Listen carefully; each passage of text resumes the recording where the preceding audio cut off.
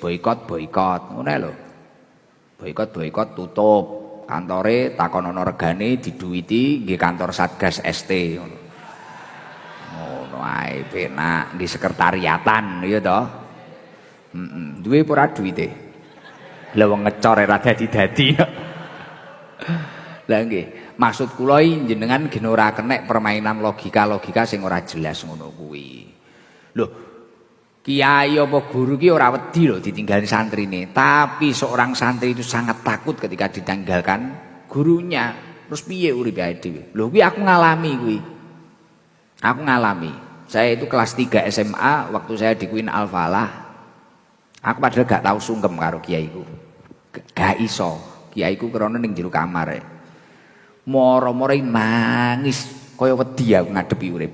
Kok iso aku yang gumun iki? Telanan iki ra ngapusi aku. Jadi kula niku mondok 3 tahun sing pertama, 3 tahun yang pertama di cabangnya. Hari itu, suasana di pesantren Gus Ikdam seperti biasa, penuh tawa santri, lantunan solawat, dan aroma masakan dapur pondok. Namun, ketenangan itu mendadak berubah ketika sebuah cuplikan video dari program Expose Uncensored Trans 7 viral di media sosial. Dalam tayangan itu, pembawa acara menyinggung kehidupan santri dengan kalimat yang dianggap merendahkan, seolah santri hanya menjadi beban sosial dan orang yang gagal di dunia luar. Potongan itu menyebar cepat. Santri-santri di pesantren Gus Ikdam pun menatap layar ponsel dengan perasaan campur aduk antara marah, kecewa, dan terluka. Malam itu, suasana pesantren berubah muram. Di Serambi, para santri berkumpul sambil berdiskusi. Kenapa mereka bisa berkata begitu tentang santri?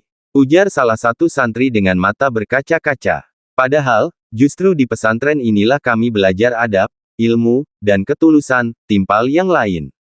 Kabar itu akhirnya sampai ke telinga Gus Ikdam, yang saat itu baru pulang dari ceramah di luar kota. Beliau hanya diam sesaat, lalu berkata pelan namun penuh makna. Kalau ilmu diinjak, kita bisa sabar.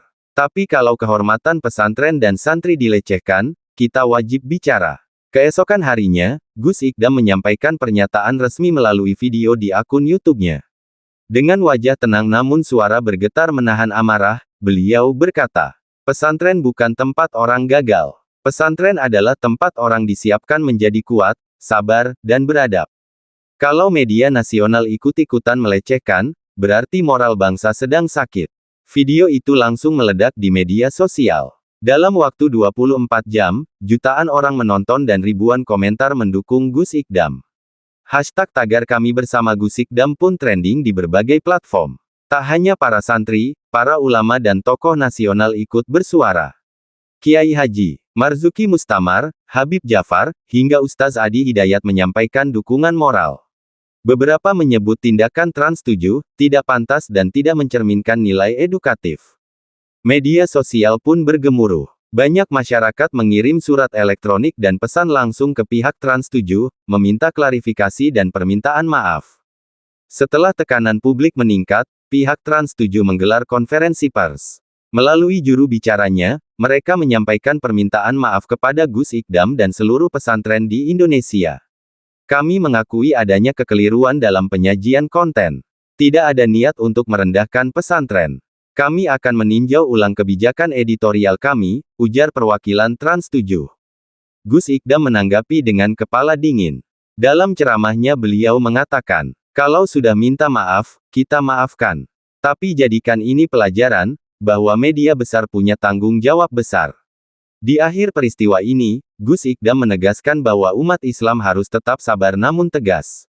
Beliau mengajak santri-santrinya untuk memaafkan, tapi tidak melupakan pelajaran moral di balik peristiwa itu. Media harus jadi cermin kebaikan, bukan pemicu kebencian, ujarnya dalam khutbah penutup. Suasana pesantren kembali damai. Para santri kembali ke rutinitas, namun semangat mereka kini berbeda, lebih bangga, lebih kokoh, dan lebih mencintai pesantren mereka. Dari kisah ini, kita belajar bahwa kehormatan bukan sesuatu yang bisa ditukar dengan rating atau sensasi. Gus Ikdam telah memberi teladan, bahwa marah pun bisa dengan adab, dan menegur pun bisa dengan cinta.